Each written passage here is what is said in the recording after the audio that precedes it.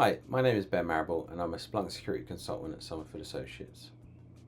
Today we're going to talk about using Splunk Security Essentials and its security content. Let's start from the home screen and navigate to the security content page within Security Essentials. We can do that using the Find Content, Security Detection Basics, and we'll see that the content is actually categorized into 6 different categories.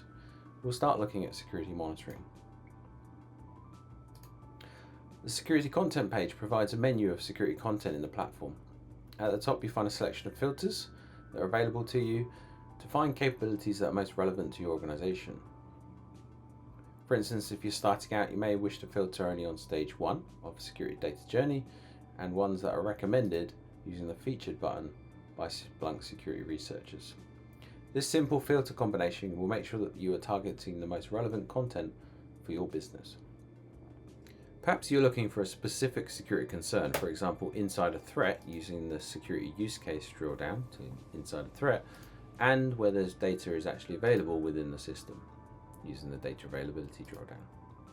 In order to focus exactly the examples that you require, there are a number of additional filters available to you to help target and prioritize the vast swathes of content available. Select the Edit button under the Filters section to show a list of filters available. For example, you could filter the content by MITRE attack technique or tactics, by the kill chain phase or CISSP or NIST controls, or indeed by SPL difficulty if you wish to. Once you've filtered your content appropriately, it's time to look at an example in more detail. Scroll down to the examples to see the titles in bold and underlined once you hover over them, the description below that, as well as different color bubbles for easy viewing of the relevant MITRE attack techniques in purple, CISSP controls in blue, and NIST frameworks in orange. Above all of these you may see a green bubble indicating that the search is included without any premium applications, and a yellow bubble showing that the search is highly recommended by Splunk Security SMEs, and this is under featured. Once you've found a use case of interest, simply hover over the title and click to browse that use case in far more detail.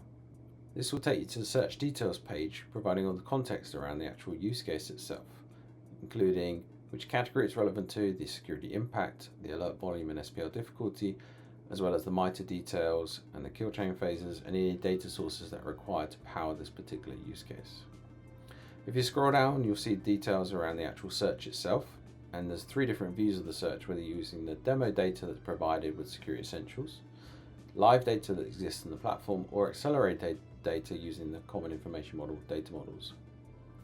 To get more information around the actual search, you can use the line-by-line SPL documentation button that will give you line-by-line comments around what that search is trying to do and how it's kind of evolving and building up that logic.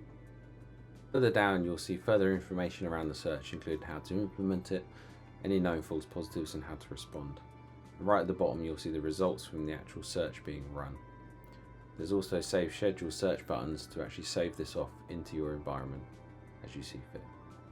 Thanks for listening. If you'd like to know more about Splunk for security, contact us at info@somerfordassociates.com.